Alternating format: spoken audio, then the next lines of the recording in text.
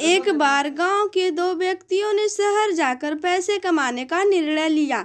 शहर जाकर कुछ महीने इधर उधर छोटा मोटा काम कर दोनों ने कुछ पैसे जमा किए।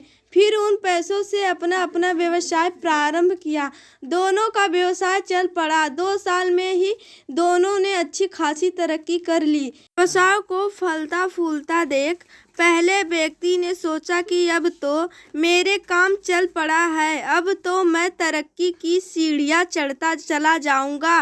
लेकिन उसकी सोच के विपरीत व्यापारिक उतार चढ़ाव के कारण उसे उस साल अत्यधिक घाटा हुआ। अब तक आसमान में उड़ रहा वह व्यक्ति यथार्थ के धरातल पर आ गिरा।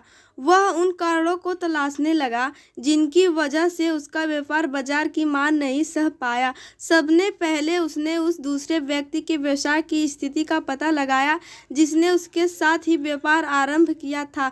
वह यह जानकर हैरान रह गया कि इस उतार चढ़ाव और मंदी के दौर में भी उसका व्यवसाय मुनाफे में है। उसने तुरंत उसके पास जाकर इसका कारण जानने का निर्णय लिया।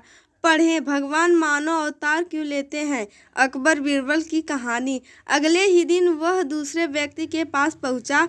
दूसरे व्यक्ति ने उसका खूब आदर सत्कार किया और उसके आने का कारण पूछा। तब पहला व्यक्ति बोला, दोस्त, इस वर्ष मेरा व्यवसाय बाजार की मार नहीं झेल पाया, बहुत घाटा झेलना पड़ा। तुम भी तो इसी व्यवसाय में हो, तुमने ऐसा क्या किया कि इस उतार चढ़ाव के दौर में भी तुमने मुनाफा कमाया? यह बात सुन दूसरा व्यक्ति ने बोला, भाई, मैं तो बस सीखता जा रहा हूँ, अपनी गलती से भी और साथ ही दूसरों की गलतियों से भी। जो समस्या सामने आती है उसमें से भी सीख लेता हूँ, इसलिए अब जब दोबारा वैसी समस्या सामने आती है तो उसका सामना अच्छे से कर पाता हूँ और उसके कारण मुझे नुकसान नहीं उठाना पड़ता। बस ये सीखने की प्रवृत्ति ही है जो मुझे जीवन में आगे बढ़ाती जा रही है।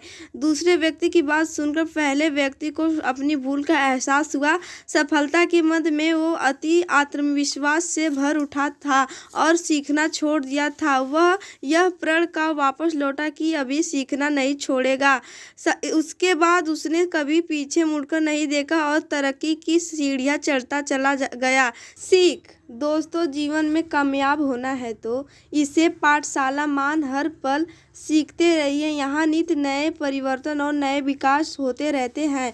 यदि हम स्वयं को सर्वज्ञता समझने की भूल करेंगे तो जीवन की दौड़ में पिछड़ जाएंगे, क्योंकि इस दौड़ में जीतता वही है जो लगातार दौड़ता रहता है। जिसे दौड़ना छोड़ दिया उसकी हार निश्चित है। इसलिए सीखने की ललक खुद में बनाए रखें, फिर कोई बदलाव, कोई उतार चढ़ाव आपको आगे बढ़ने से नहीं रोक सकता।